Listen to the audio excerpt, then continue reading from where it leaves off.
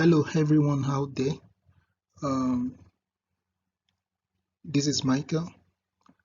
I am going to discuss something very important it's afternoon here. So let me just say afternoon.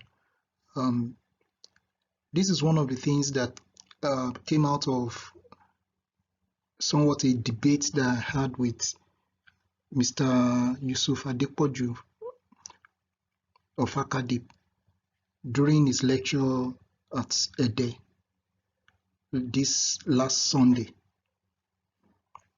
I asked him few questions and he refused to answer the questions. Rather, he resorted to abusing, bullying with words. Well, that's what, well, maybe I should not expect anything better from him, but I would want to address one of the issues raised in the lecture. He spent his time, talking about, saying the Bible. In conclusion, I could just say the Bible is rubbish, and praising the Quran, praising Islam and all that, But I asked him a question. I said, why do Dawah preachers lie to people that there is only one Quran, which he also did in that lecture, that he said anywhere you go in the world, there is only one Quran. Now I asked him, why do Dawah preachers lie? I said he can't see that, in Western institutions where they actually study religion and they are not, this Islamic thing of don't question this, don't question that. They don't have those boundaries. So they go deep, they dive deep rather, and ask questions. You can't go there to say that there is only one Quran in the world when people are collecting different versions of Arabic Quran all over the world. What you are seeing right now on the screen is a collection of about 30 versions of Arabic Quran. You hear me right? You heard me right? That's Arabic Quran, not translations. Generally, all over the world, the most common reading of the Quran that we have is what is known as Hafs Quran, Hafs is the name of the reader. But there are other versions of the reading of the Quran which have differences from Hafs Quran, and some of them very significant differences. Okay, so but what I want to do here is just right now, I just want to mention for your information, for what you are seeing is a proof of like 30 versions of the Quran. I'm not sure the number right now is, you can number up to 30, but you can see the different numbers. At least you can see, let me see if I can point out to one huge number that you can follow. You can see 22 here, this 22. You can see 17, you can see 13, you can see number 12. Okay, I think this is 26. So saying that there is only one Quran is brainwashing. I don't know if Mr. Yusuf Adepoju has been brainwashed enough not to recognize what is reality. People are discussing. If you go on YouTube, Fadi's channel on YouTube, Dr. J. Smith's channel on YouTube, they are discussing this extensively. So let me not waste time on that. I just want to point out a few things in this presentation. So the first thing I just want to mention is that, well, the word Quran itself comes from the word that means to recite or read aloud, and documented history of Islam shows us that the first verse is the first verses of the Quran that came to Muhammad was from chapter 96, verse 1 to 5 of chapter 96 of the Quran. And it says, read, that's the first word. Read, Ikra, in the name of your Lord who created man from a clot. Read, and your Lord is the most generous. He who taught by the pen, taught man what he never knew. So this verse on its own talks about reading. What was he going to read? If you read what happened to Muhammad in the cave of Hira, where this was said to have been received, Aisha, his most beloved wife, said he used to go to that cave to meditate and worship, and that the beginning of revelation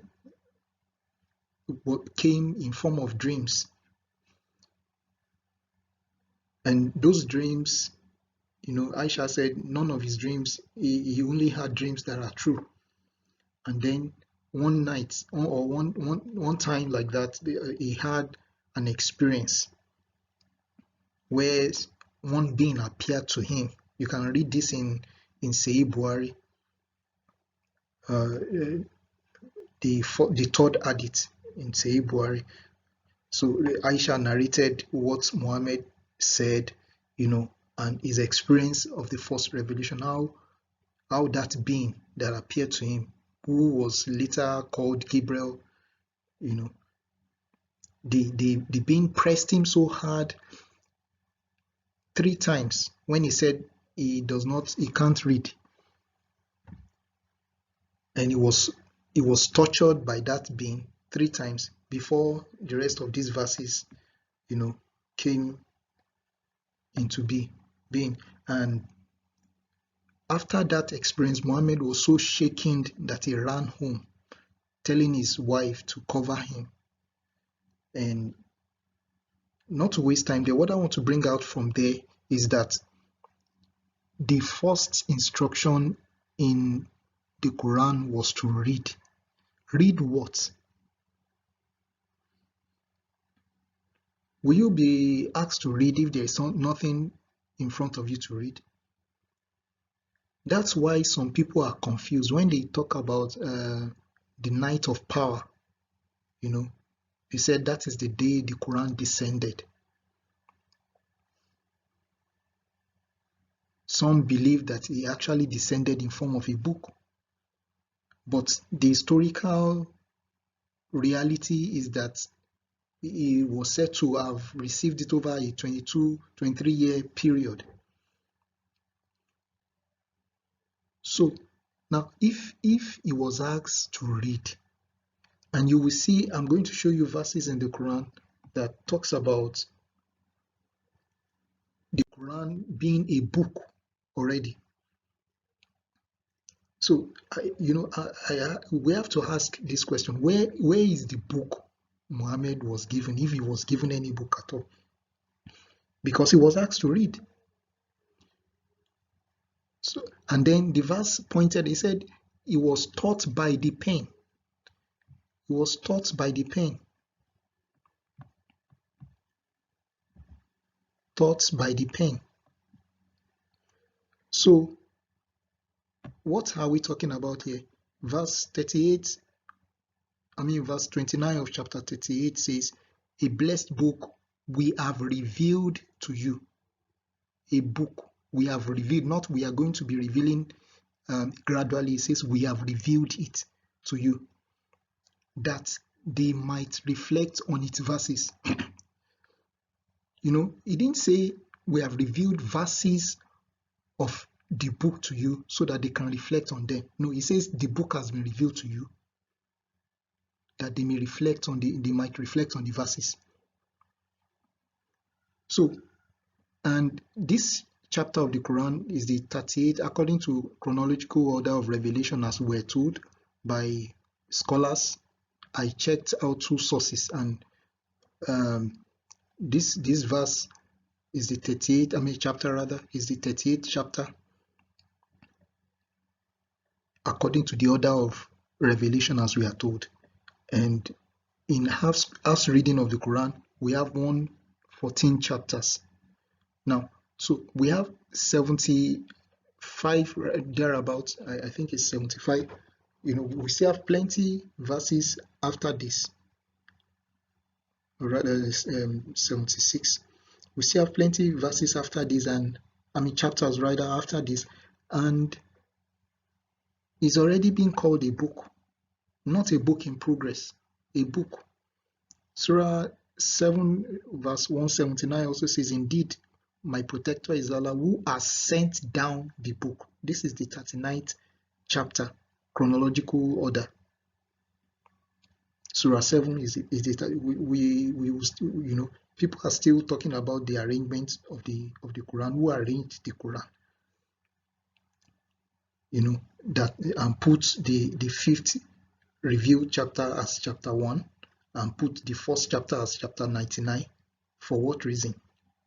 And then some people began to talk about one ridiculous miracle of the Quran. Well, those ones are for another day, but let's just focus on this. So we have said the first word was to read, and in the first few verses we are told that whoever is teaching Muhammad taught by the pen, which implies that something was written down for him to read. And we did not have any book called Quran until after the death of Muhammad. People were writing on leaves, on leather, on different things until after the death of Muhammad. In fact, there was a debate on whether or not to compile it as a book. But we keep reading in what we today call the Quran that there was a book already given to Muhammad. Look at this interesting verse, Surah 27 verse 1. It says, Tasin. Ta and Sin are two letters, and these are the signs of the Quran and a clear book. Here we have the Quran. We have the Quran. Then we have a clear book.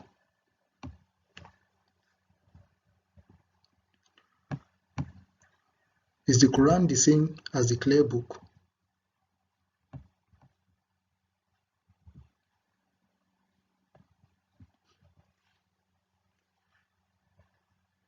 So this kind of patterns all over the Quran begins to give people the idea that, see, there may be an actual book. In fact, there's I don't know if he's an imam, also is a cleric, popular cleric in his own area, that he kept rubbishing the Quran, that this cannot be the book that was revealed by God, and he points out different errors, different things that, and he's a respected cleric, that we can't trust this one. And of course, these are some of the reasons why he would say that, because there seems to be a separate book apart from the Quran that was compiled by men. And they talked about the when they didn't have anything to say, when we already have evidence that it was after his death that this thing was compiled. This is accurately documented in Sahih Bukhari. It's quite documented in Sahih Bukhari, both the one that Abu Bakr did and the one that Uthman later did when he burnt the rest of the original writings, the manuscripts of the Quran, and then produced only one copy sorry, he produced only one type, one dialect, one Quran in one dialect that was given to different areas.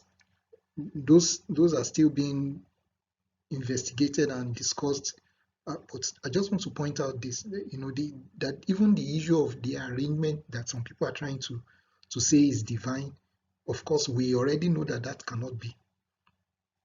But I want to show you something. In Surah chapter 6, 66,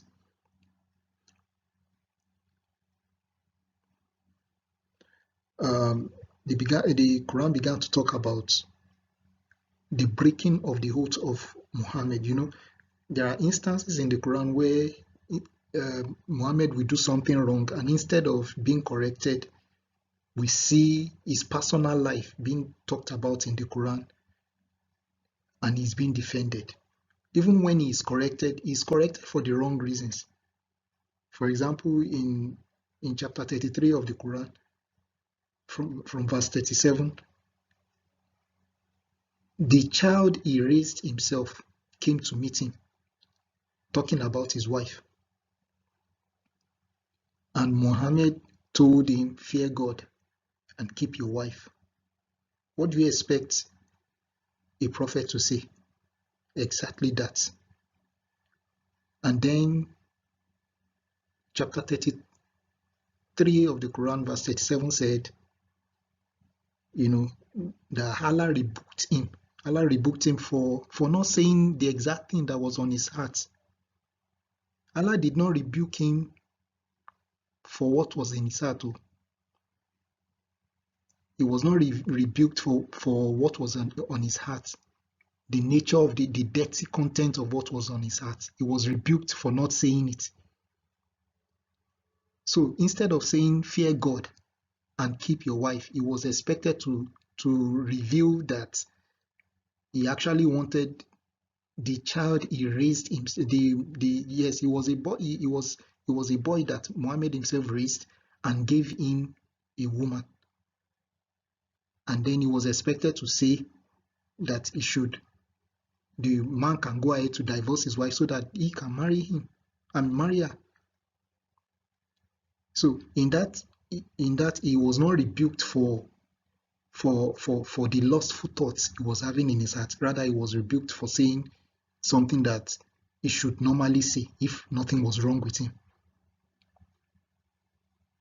So we see those kind of things in the Quran. He said in another place that there's something is very popular. They talked about the satanic verses where he mentioned the idols of the Arabs because he desired that his people will come and join him, because many of them did not believe in him.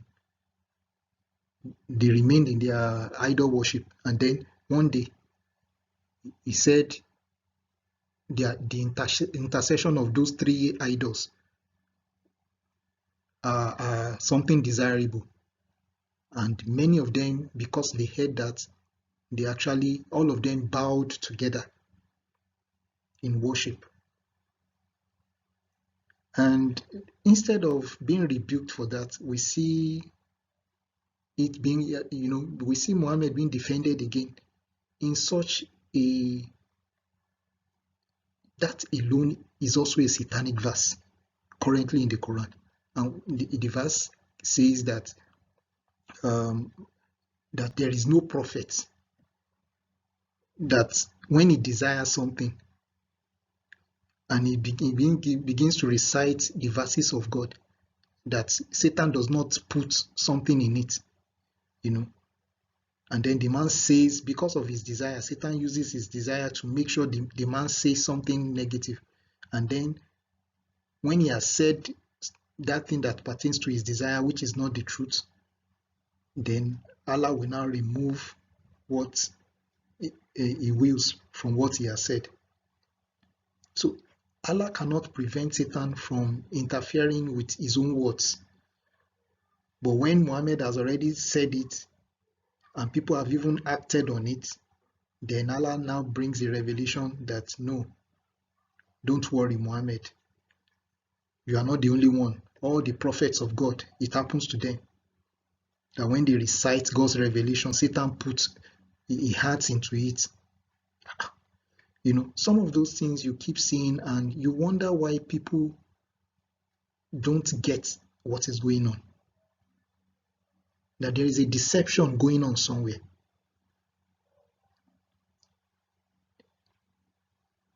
People have said things about that. Let me move on. What I just want to bring out here is that in this surah, chapter 66 of the Quran, which happens to be the 107th chapter in chronological order, Muhammad, let me give you the background. Muhammad usually he would go around the houses of his wife, to sleep with them, which is the right of a man and the wife. I'm not condoning polygamy. I'm totally against it, but that was his own situation. But this was Hafsa's time. This was Hafsa's night. And when Hafsa came into her house, she met Muhammad sleeping with a maid in the house. She was heartbroken. And Muhammad begged her not to disclose it to anyone. And she made a vow not to disclose it. And then she eventually disclosed what happened. Let me read this slide.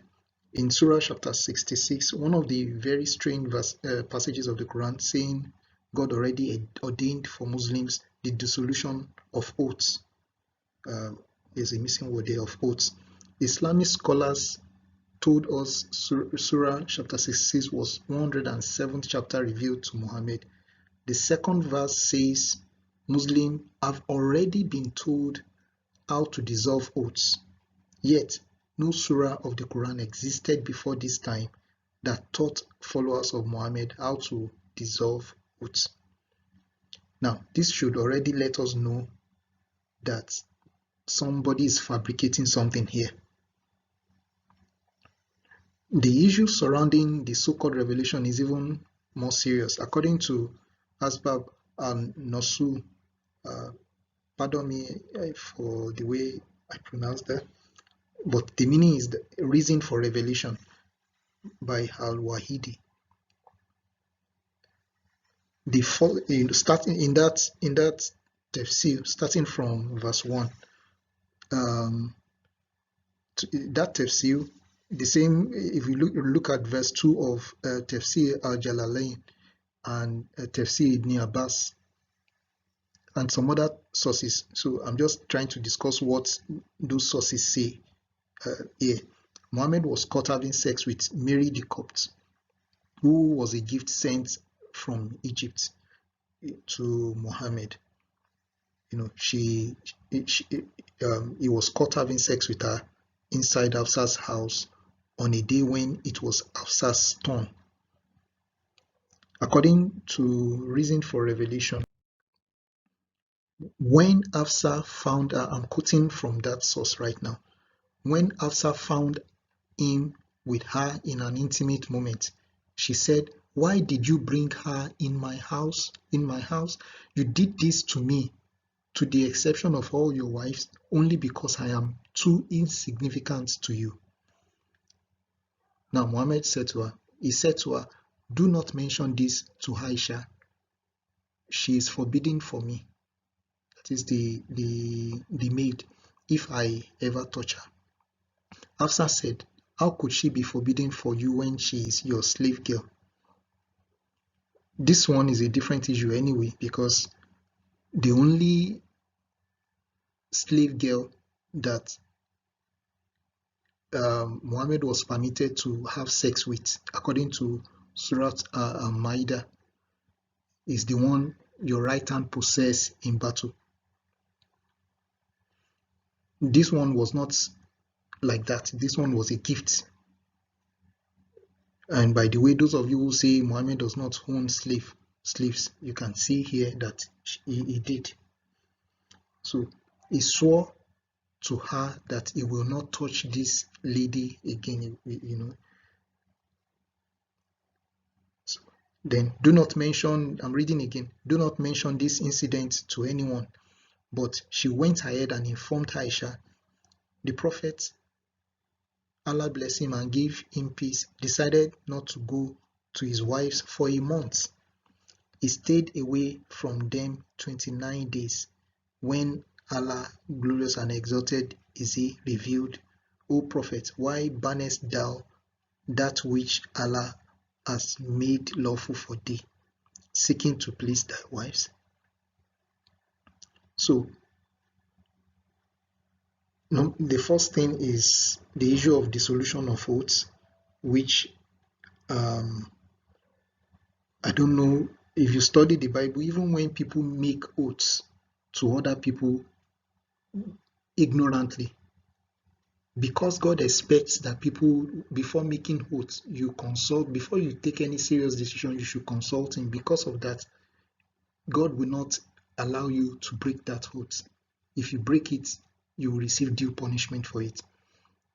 So, but in the Quran, we see that they are told they can dissolve, you can make a oath and then break it, though there is punishment for it. But the issue here is that this verse of the Quran, this passage that we just read, the background, chapter 66 of the Quran, talks about the fact that oaths, breaking oaths has already been, they've been informed on how to break oaths, which was not so.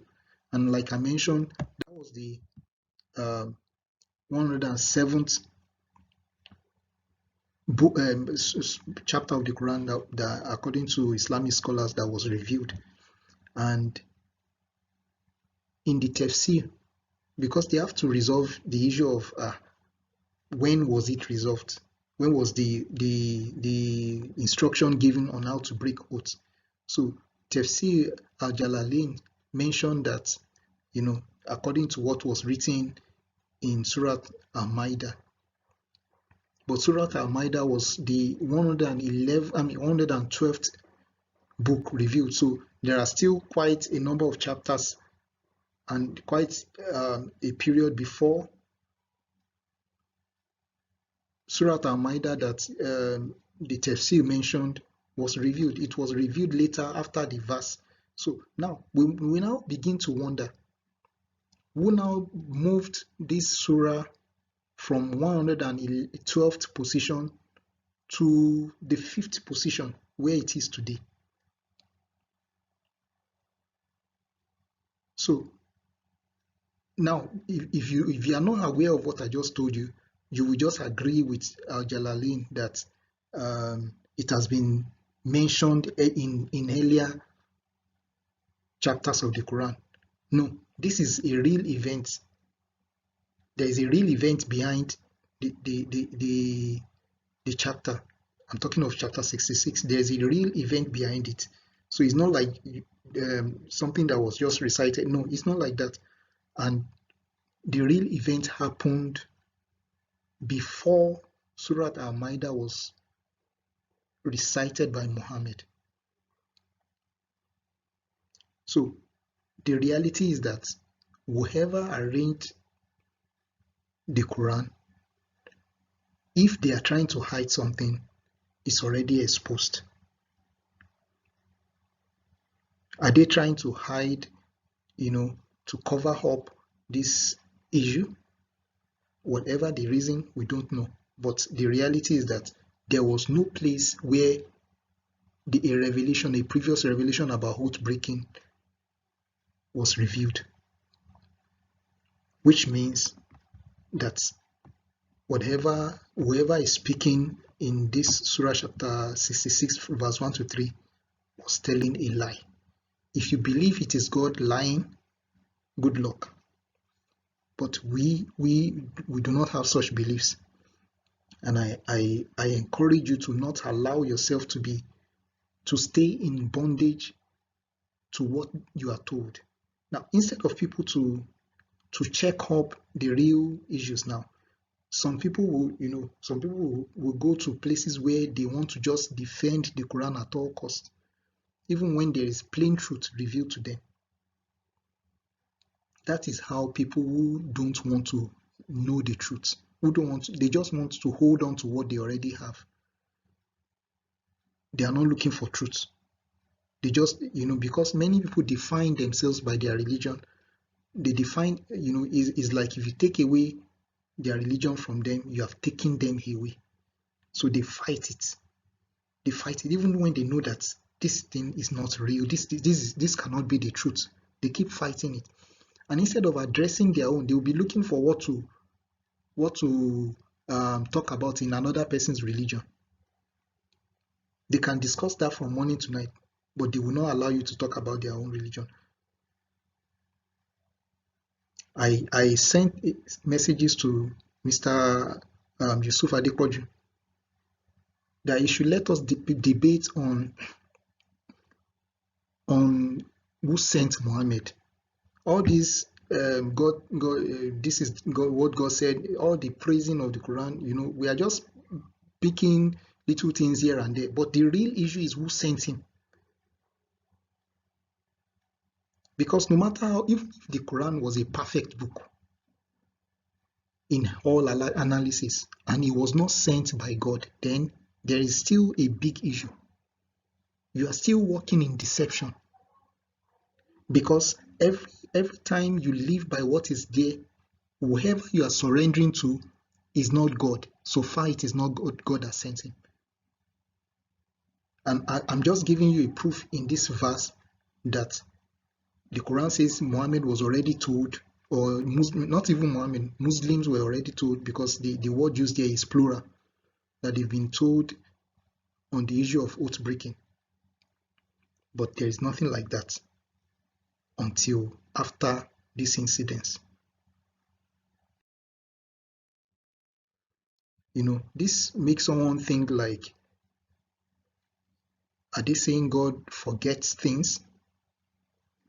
You remember the story of how in chapter 4, verse 157 and 158, the Quran talks about that the Jews said, the Jews said, some translations say, they said in a boast, we killed the Messiah.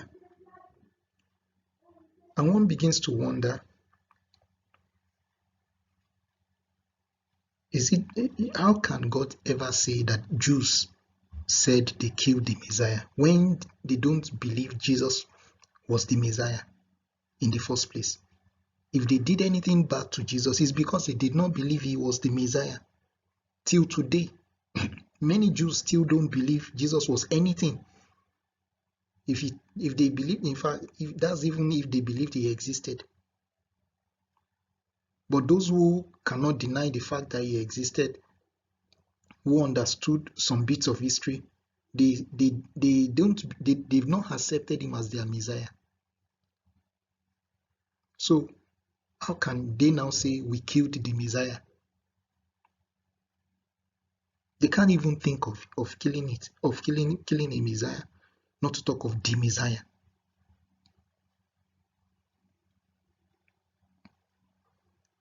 Now, then the Quran went further to say, excuse me, the Quran went further to say that they neither killed him nor crucified him, that it was only made to appear so in their eyes.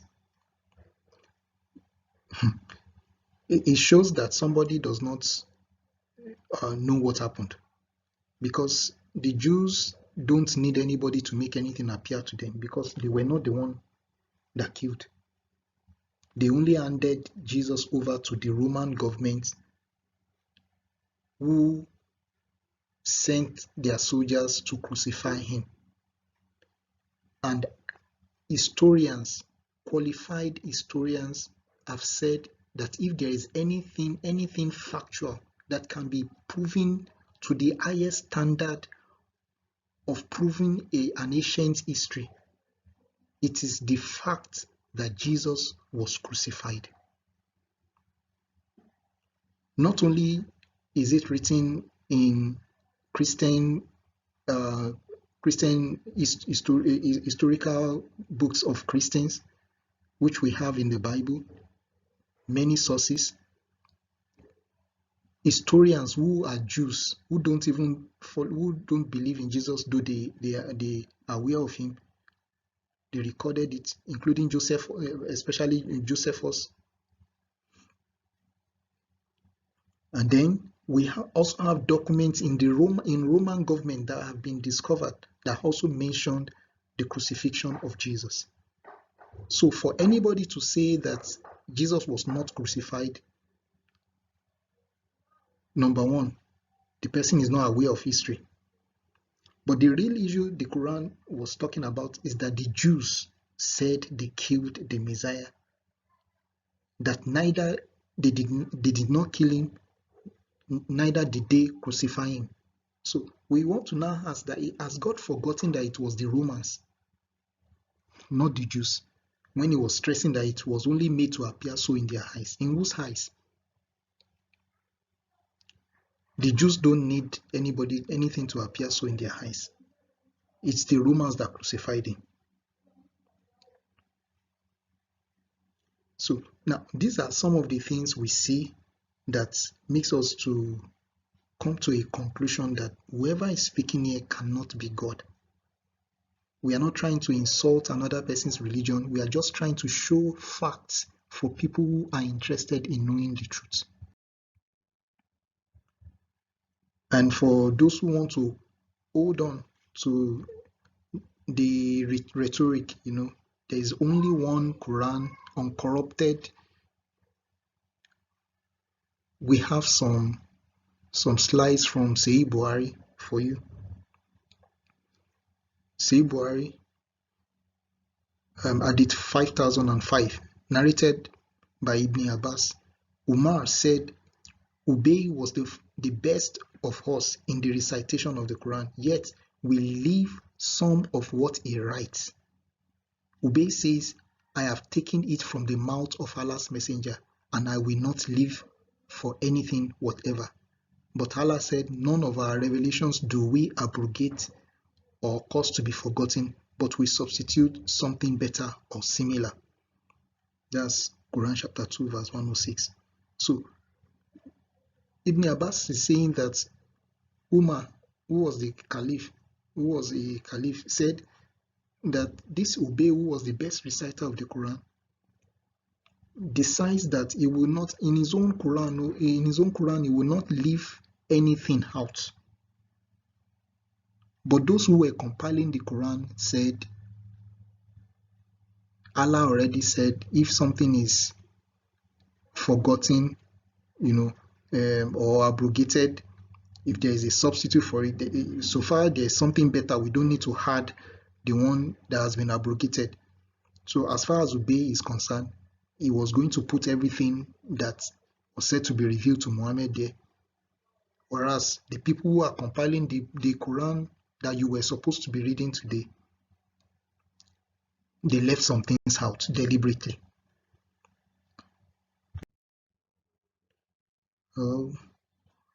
It's not so clear, but you can still see.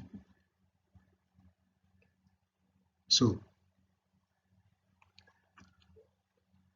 this is also from Ibn Abbas. Okay, it's just a slide, the same slide, the same content that I showed you just now from sunnah.com. This talks about missing verses of the Quran. Umar said, he said, God sent Muhammad with the truth and sent down the book to him, and the verse of stoning was included in what God Most High sent down. God's messenger had people stoned to death, and we have done it also since his death. Stoning is a duty laid down on God's book for married men and women who commit fornication when proof is established, or if there is pregnancy or a confession. This was reported by both in both Sahih Al-Bukhari and Sahih Muslim, that the verse on stoning someone who commits, a married person who commits fornication, whether male or female, used to be in the Quran. But if you check your Quran today, you will not find anything like that. And some people are still telling us that there is no corruption.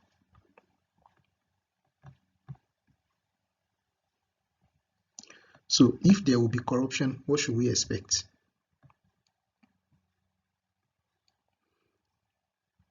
If a whole verse that is given a law, if a whole verse that is given as a law is absent in your Quran today, should we say that we have a complete Quran, uncorrupted Quran?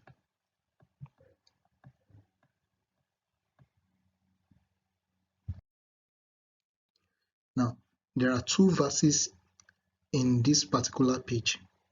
This Sahih Al-Bukhari Hadith 6830. Sahih Bukhari Hadith 6830. It's a very long hadith, so I just brought out a part that for display. You can check Sahih Al-Bukhari to read the whole content. Now, it's Umar speaking here. He says, "Now then, I am going to tell you something which Allah has written for me to say. I do not know, perhaps it portends my death. So whoever understands and remembers it must narrate it to the others wherever his mount takes him. But if somebody is afraid that he does not understand it, then it is unlawful for him to tell lies about me. Allah sent Muhammad with the truth and revealed the holy book to him. And among what Allah revealed was the verse of the Rajam, the stoning of married person, male and female, who commits illegal sexual intercourse. And we did recite this verse and understood and memorized it. Allah's messenger did carry out the punishment of stoning, and so did we after him.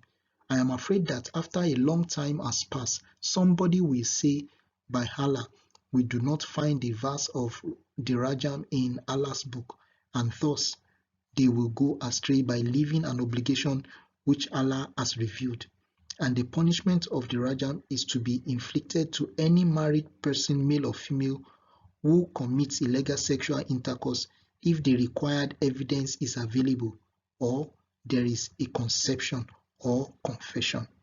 And then we used to recite among the verses in Allah's book, O people, do not claim to be the offspring of other than your fathers, as it is disbelief, unthankfulness on your part that you claim to be the offspring of other than your real father. See, this is another verse that you will not find in your Quran today.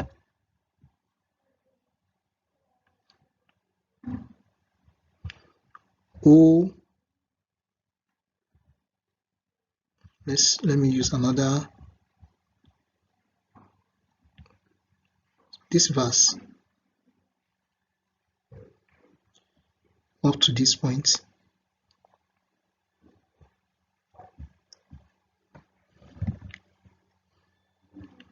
you will not find it in your Quran today. And tell me if something is absent that used to be there. Are you having a complete Quran? If something that was revealed to a prophet was recited, to those who, when we try to tell people that there are different versions of the Quran, they say how, that the Quran was perfectly memorized, and recited, and it has been handed down like that from generation to generation until now, unchanged, exactly the same way. Obviously, the people who are saying that don't understand what they are saying, because the reason why the Quran was written down in the first place was because people were beginning to recite different things, and when they were in places that someone is reciting something, and then is hearing somebody else say what he knew could not be right, they wanted to fight. And to stop that from causing a great issue among Muslims, they decided to write the Quran down in the Quraysh dialect. But even now, because other people have memorized the Quran too, only that they have memorized it, something different. We began to have other forms of Quran emerging over time too. So we have continuous, I can call continuous corruption of the Quran, so that we now have 30 versions right now, not exactly saying the same thing. Thousands of differences have been found in those different Qurans. You can go online and search yourself. I'm just giving you this so that you can do personal study on it and find out for yourself. Stop believing everything you are told in the mosque and by Dawah preachers. So this second verse, the verse of stoning is the one we talked about before, but in this same hadith, we find that Umar was talking about another verse that you cannot find in today's Quran. He said, "O people, do not claim to be the offspring of other than your fathers, as it is disbelief on your part that you claim to be the offspring of other than your real father." You will not find that verse in the Quran.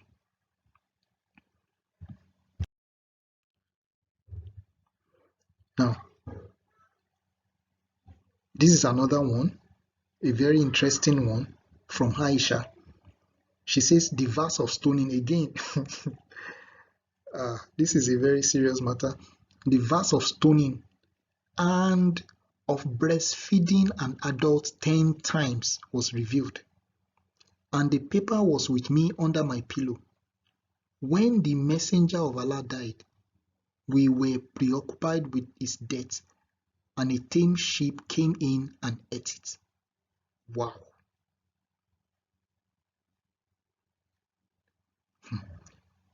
Aisha, the wife of Muhammad, whom you call the mother of the believers,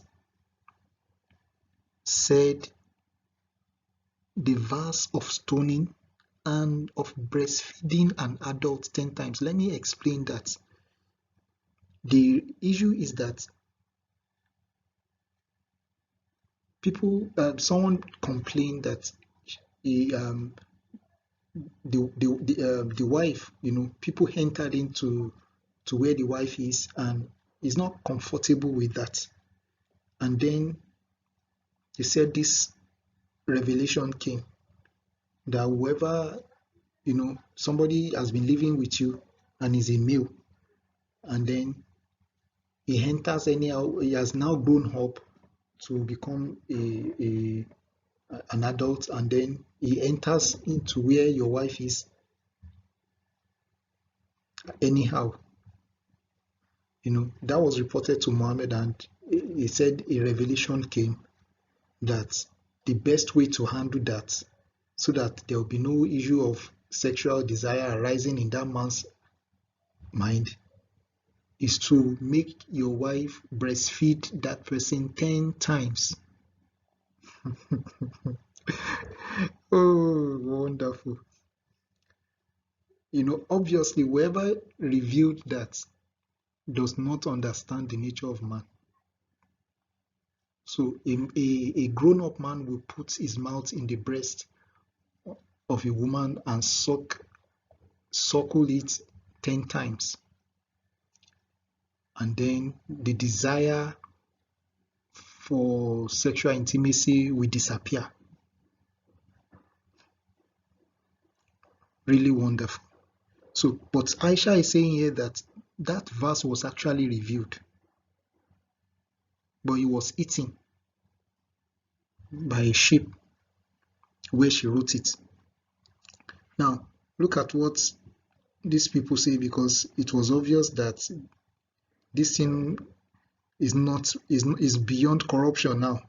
This is a tame sheep destroying something Allah is protecting in the presence of Allah. And Allah was just looking, according to what we are being told, that the Quran is protected by Allah Himself. And Allah was looking, and a sheep began to eat His revelation.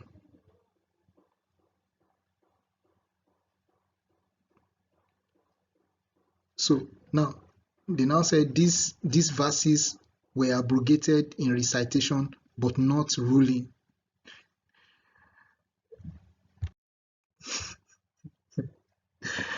How can something be abrogated in recitation, but not in ruling? Who abrogated it?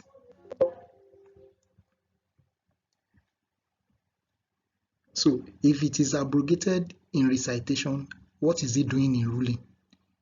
But they know they cannot keep something that is not there. But they also have the fact in Sahih Al-Bukhari that it was there before. So maybe I should ask our fast, do you allow adults to breastfeed to suckle the breast of your wives, so that they will not feel any sexual intimacy and sexual desire for them? Good luck.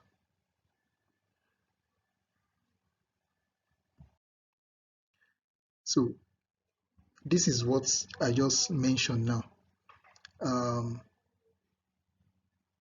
Surah chapter 15 of the Quran, verse 9 says, "Indeed, we have sent down the reminder, and indeed, we of it are surely guidance." Now, I had to mention this because if it was God who promised to protect it, all these things, all these missing verses, I didn't even show you the missing, some areas where parts of verses are missing and so on. These things will not happen if it was God who said, according to Surah chapter 15, verse 9, that He will protect the Quran Himself. But do you know what? They will not mention to you this. Let me just show you. Even in this verse, there is a corruption. Take your own Quran and read. Most likely what you will read is, "Indeed, we have sent down the reminder, and we are of it, and we will surely guard it." No, the verse says, "We are surely its guidance," plural. Because when we talk about plurality of God, Muslims attack us and they say no, it's not like that. But whoever is talking in the Quran is using "we" all the time. They say it's plural of majesty. Now in Surah chapter 15 verse 9, it is not just the pronoun now, but whoever is talking says we are the guardians of the Quran.